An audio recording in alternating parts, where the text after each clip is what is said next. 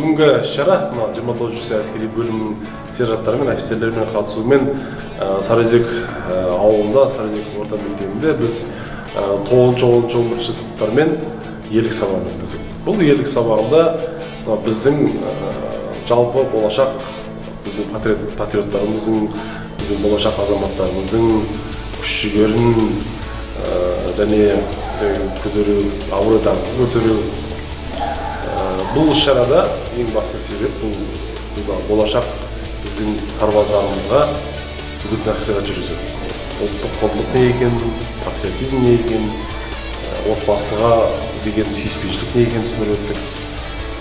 Жалпы барлықтарына бүгінгі ерлік сабағымыз өте дұрыс жағынан көрінді деп есептеймін, себебі ұл-қыздардың көздері жанып тұр, тыңдап отыр. Осындай іс-шараларда біз көбірек өткізуге тырысамыз.